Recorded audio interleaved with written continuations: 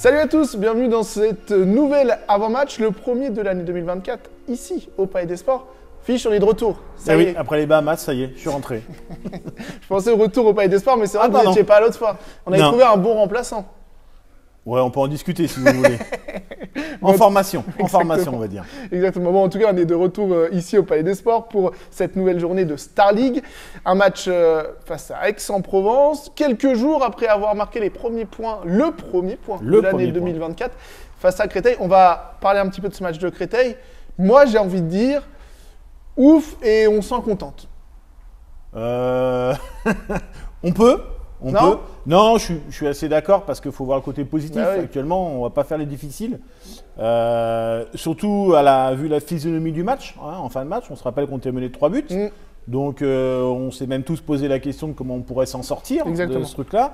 Même si voilà, on est toujours un peu… Même si on pouvait espérer mieux, malgré tout, mais il faut s'en contenter, et c'est déjà bien d'avoir ramené un point de Créteil. Ouais, parce qu'au final, ça nous fait sortir de cette zone de relégation. Et le chasseur qu'on était depuis plusieurs semaines, on devient le chassé, puisqu'on est juste au-dessus. Ça va devenir un duel entre les deux? Ça peut devenir un duel. Il ne faut pas enterrer trop vite non plus Dijon, hein, qui est capable de faire des belles performances. Ils sont sur, je trouve, une belle dynamique actuellement. Il faut surtout se projeter au-dessus aussi. Alors certes, on va bien sûr être très attentif aux résultats de Créteil, qui reçoit d'ailleurs Dunkerque. Donc voilà, il va falloir être vigilant aussi. Enfin, vigilant non, attentif. Mais oui, on va regarder tout le monde en fait. On va regarder tout le monde. Le point positif, c'est qu'on peut peut-être, on espère en tout cas pouvoir prendre des points dès ce week-end. On se rappelle du match aller, on a mené pendant 45 minutes du côté d'Aix avant de s'écrouler un petit peu, avec un Christiansen en feu notamment. Ça semble une équipe jouable ou non? J'en sais rien. Ouais, quand on dit qu'on n'en sait rien, c'est que Aix sont capables de faire de magnifiques matchs. Moi, j'ai vu quelques matchs cette année où vraiment, c'est dans le contenu, c'était vraiment top. Hein, voilà. Et puis on les a vus, certains matchs complètement s'écrouler. Et voilà, ils sont dans une situation pas simple non plus, hein, avec quelques soucis administratifs et financiers, on va dire. Donc très honnêtement, pour moi, c'est une vraie inconnue ce match-là. Voilà. Après, si tous nos septoriens, je ne sais pas comment on les appelle, hein, les habitants de Septor, les septoriens, sûrement, hein, voilà, sont à leur niveau, il y a vraiment quelque chose à faire parce que je trouve que même si parfois on est un peu, voilà, ça manque un peu de constance, mais voilà, je trouve qu'il y a vraiment quelque chose qui est en train d'arriver. Les deux matchs contre Créteil sont passés. Il y aura Dijon la semaine prochaine, il y aura Ivry lors de la dernière journée. Mais c'est ce que William Acambray disait cette semaine. Va falloir prendre des points. C'est clair. Contre d'autres. Il va falloir prendre des points contre d'autres équipes. Alors, on sait qu'il y a des équipes aujourd'hui, ce que j'appelle les intouchables. Paris, on l'a vu, et pourtant un très bon match. J'ai trouvé quand même des Septors. Paris intouchable, Montpellier quasiment intouchable, j'ai envie de dire. Nantes, même s'ils ont des résultats, on a vu, ils ont fait match nul dernièrement à Chartres, mais pour moi c'est aussi intouchable. Et puis derrière, on a des très belles équipes, hein. On pense à Toulouse, on pense à Aix, etc. Mais où il y a des coups à faire. On l'a vu, d'autres équipes ont réussi à faire des coups. On pense à Dijon qui a gagné contre Aix. Toulouse aussi a été perdre, je ne sais plus où, mais à Ivry. Voilà. Donc on sait qu'il y a des coups à faire. Il va falloir en faire à un moment donné, c'est une certitude. Ça c'est certain et on espère dès ce week-end. Petit mot sur la réorganisation un petit peu tactique qu'on a depuis quelques semaines. On a vu que Pau Oliveras, même s'il a un peu moins joué ce week-end, était reparti à gauche. Tom Robbins a repris les clés. On a trouvé là sur les deux derniers matchs un nouveau Tom Robbins. Il était bon, hein. Bah oui, c'est Créteil, il a été très bon. Alors, je mets toujours le match du PSG. Alors, faut pas le mettre, c'est pas un match de côté, mais voilà, je n'évaluerai pas, j'ai envie de dire, les joueurs sur ce match-là. Mais j'ai trouvé, moi, Tom Robbins contre Créteil extrêmement précieux. Alors oui, les moins connaisseurs diront le dernier tir, pourquoi il va le prendre à droite, à 12 mètres? Ouais, ok. Mais le reste du temps, franchement, il a été vraiment très précieux, très efficace, très juste dans ce qu'il a fait. Buteur, capable de prendre des shoots. Donc, un grand Tom Robbins, et heureusement, le week-end dernier. Un Pau Oliveras où je pense, moi aussi, que c'est son vrai poste naturel. Voilà, on a vu aussi un Romuald Collet qui est en deuxième mi-temps très percutant. Il a envoyé le dernier shoot qu'il envoie à la 58-30 ou je ne sais pas combien. Il est juste monstrueux, son shoot. Voilà, donc des vrais motifs de satisfaction, mais il faut que ce soit, entre guillemets, plus équilibré. C'est-à-dire que là, on met en avant deux joueurs. Mais si on veut gagner des matchs, il va falloir un équilibre sur la base arrière et la base avant aussi. Un mot sur l'apport de Mohamed Mamdou aussi, qui a joué ces 2 premières rencontres-là. Ouais, j'aime beaucoup. Ouais. Alors, j'aime beaucoup à 99%. Il a ces 1% que j'ai du mal. Quand il sort un peu du truc, non? C'est dans son, il est comme ça, oui, à se rouler par terre, à machin, voilà. Alors on n'aime pas. Mais ça nous apporte quelque chose de nouveau quand même. Alors moi j'ai trouvé qu'il apporte déjà une joie de vivre, c'est-à-dire qu'il a toujours le sourire. C'est un garçon, il est arrivé ici, on a l'impression qu'il connaissait tout le monde depuis 10 ans. Donc très à l'aise dans la relation humaine, donc c'est extrêmement important. Et puis sur le terrain, ce que j'appelle un guerrier, ça nous manquait un petit peu cet esprit-là, un peu de. Voilà, je trouve qu'avec Théo, il commence à avoir des relations intéressantes en défense sur les 2 postes 3. Donc ouais, il amène un plus, c'est une évidence. Les clés de ce match contre Aix alors, ça va être quoi? De bien défendre encore une fois, d'avoir une assise.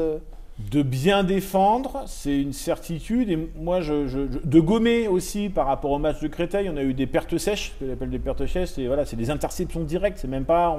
Voilà. Ça, c'est quoi? C'est de la négligence dans la passe? Non, c'est pas de la négligence, c'est que surtout Créteil avait très bien analysé les choses. Et ils sont montés très fort sur des relations voilà, avec nos arrières latéraux, puis on a pris surtout des contre-attaques directes. Donc non, pour moi, c'est pas de la négligence. Par contre, c'est des sauts qu'il faudra absolument gommer. Oui. Parce que Aix a aussi des ailiers qui se projettent très vite vers l'avant. Donc voilà, surtout perdre le moins de balles possible, pour moi, c'est la clé du match. Et en espérant aussi avoir une belle paire de gardiens. C'est vrai qu'ils ont fait les arrêts à Créteil. Oui. Yann en a fait. Un peu plus de constance à un moment donné, peut-être que ça aurait pu faire basculer ou pas, j'en sais rien.